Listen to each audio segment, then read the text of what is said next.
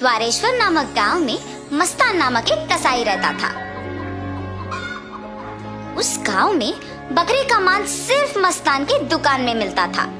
इतना ही नहीं, हर शुभ कार्य और दावत के लिए मस्तान के ही दुकान से मांस लाया जाता था।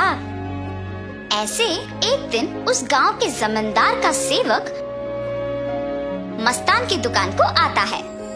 हे मस्तान, कल जमींदार के महल में एक बड़ी दावत रखी जा रहा है। उस दावत को बहुत बड़े लोग और अमीर लोग आने वाले हैं। 100 लोगों के लिए खाना बनवा रहे हैं। उसके लिए तुम्हें 15 किलो मांस ताजा काट के कल सुबह 6 बजे को महल लेके आना होगा। पैसे तुम्हें वहीं पे मिलेंगे। मस्तान सलमान की बात को मान लेता है, लेकिन उसके पास 15 किलो का मांस नहीं होता है। इसीलिए वो बकरी वाले के पास जाता है। रमेश भैया, दरवाजा खटखटाता है। अरे क्या हुआ मस्तान, इस समय पे आए, बात क्या है? जमींदार के घर में दावत के लिए मुझे 15 किलो मांस की जरूरत है। मैंने वचन दिया कि सुबह 6 बजे उनको मांस पहुंचा दूंगा। समय ना होने के कारण मैं अभी तुमसे बकरी खरीदने आया। हाँ, तो ये है बात। ठीक है, 2000 रुपए दे के बकरी ले जाओ। ये क्या भैया, 1000 ही तो है। अब जमींदार के लिए है तो कम से कम 2000 होगा ही ना। अगर तुम्हें नहीं चाहिए तो रहने दो, मैं आराम से सो जाऊंगा। नहीं भैया, मैंने वचन दिया है, अब पीछे नहीं हट सकता। मैं दे दूंगा 2000। ऐसे कहकर 2000 दे के बकरी खरीद के घर चलते हुए सोचता है, जमाए हुए पैसे एक दिन में खर्च हो गए। कोई बात नहीं, जमींदार के दावत के लिए मांस पहुंचाने के बाद पैसे मिलेंगे ना। अभी जल्दी से काम शुरू करके सुबह तक पहुंचा देना होगा।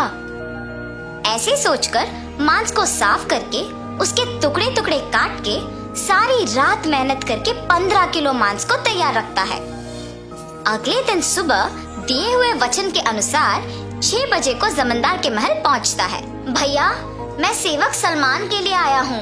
क्या आपको पता है कि वो कहाँ है? ये सुनकर दूसरा सेवक मस्तान को बाहर इंतजार करने के लिए कहता है। वो मस्तान के हाथ से मांस लेते हुए कहता है कि सलमान को भेजेगा और उसे पैसे मिलेंगे। मस्तान भी उस सेवक का बात मानकर बाहर इंतजार करता है,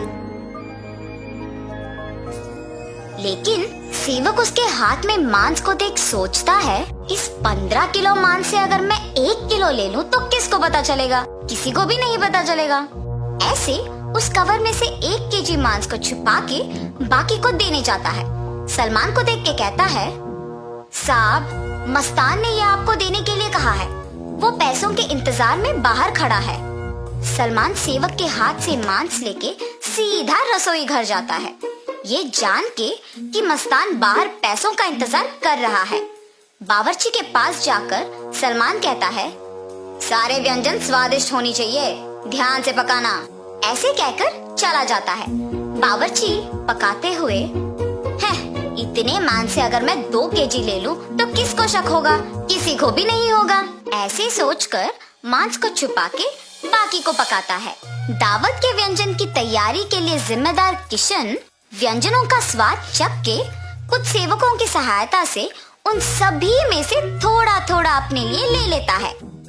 आए हुए मेहमान सारे दावत की खाना शुरू करते हैं और जल्द ही आपस में बात करना शुरू कर देते हैं। ये क्या, इतना अमीर और सम्मानित आदमी, अच्छा नाम है इनका, मगर खाने में कमी क्यों? हाँ, अगर खाना कम ही पड़ना है तो ऐसी दावत की तैयारी भला क्यों करें? ऐसे सारे लोग खुसफुसाते हैं। ये सब सुन के जमींदार सहन नहीं कर पाते हैं। दावत के खत्म होने के बाद क्रोधित होके सारे लोगों को सभा में बुलाते हैं, खास करके दावत के लिए जिम्मेदार लोगों को, और उनको सवाल करना शुरू करते हैं। दावत की तैयारी के लिए जिम्मेदार किशन से पूछते हैं, दावत की जिम्मेदारी सौंपने पर तुम ये करोगे? सभी तैयारी किया मैंने, लेकिन व्यंजनों के लिए मात्रा पहले से ही कम पड़ गई थी प्रभु। मेरा इस बात से कोई लेना देना नहीं, आप बावर्ची से पूछिए प्रभु। ऐसे उसने अपनी किए को छुपाकर किसी और पे इल्जाम डाल देता है। तब बावर्ची छुपाए हुए 2 किलो मांस की बात को छुपा के कहता है कि दावत की सामग्री के लिए जिम्मेदार सलमान के पास इसका जवाब होगा। ऐसे उस बात से छुटकारा पाता है। सलमान भी औरों की तरह मांस के दिए गए 6,000 रुपयों को मस्तान को ना देकर अपने ही पास रख के, ये जानते हुए कि मस्तान पैसों का बाहर इंतजार कर रहा है, जमींदार से ये बात छुपाता है और कसाई मस्तान पे इल्जाम डाल देता है कि उसने मांस कम मात्रा में दी है। अभी जाके मैं उसका काम तमाम करता हूँ प्रभु, ऐसे कहता है। उसी सभा में मौजूद मस्तान उस इल्जाम का सहन नहीं कर पाता है। सभा में से जमींदार के सामने आके कहता है, जमींदार साहब, इस पूरे गांव में मैं अकेले कसाई हूँ। पिछले 10 साल से मैं ये व्यापार कर रहा हूँ और इतने साल से आपके घर में हर कार्य और हर दावत पे मैंने खुद मांस दी है, मगर कभी भी ऐसी मुसीबत नहीं आई। आपके घर में दावत का नाम सुनते ही 1000 की बकरी को 2000 में बेचते हैं। सुबह आके मैंने मांस को पहुंचा दिया और आपके सेवक सलमान ने मुझे मांस के पैसों के लिए सुबह से इंतजार करवाया। सलमान को मांस देने के बहाने से एक और सेवक मेरे हाथ से मांस लिया और मुझे बाहर इंतजार करने के लिए कह दिया और ये भी कहा कि वो सलमान को बुलाएगा। उसके बाद इनमें से कोई भी मेरे पास नहीं आया। कृपया मेरा यकीन कीजिए प्रभु, आप ही की दया से जी रहा हूँ। मस्तान, मुझे तुम्हारे बारे में पता है, तुम फिक्र मत करो। सैनिकों, सलमान के कपड़े खोजो, देखो अगर 6,000 रुपए मिलते हैं। खोजने पर सलमान की जेब में 6,000 रुपए मिलते हैं। ऐसे उन सब में से सलमान पकड़ा जाता है। और इतना ही नहीं, किशन जिन सेवकों की सहायता से सभी व्यंजनों से थोड़ा अपने लिए ले लेता है, उनमें से एक सहायक जमींदार को सच कह देता है।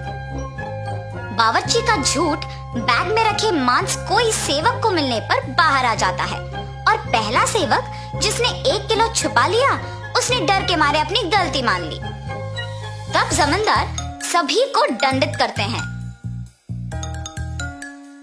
और मस्तान को उसके पैसे 6,000 दे देते हैं और ये भी कहते हैं कि वो मस्तान के लिए हमेशा रहेंगे। तो इस कहानी का नैतिक क्या है?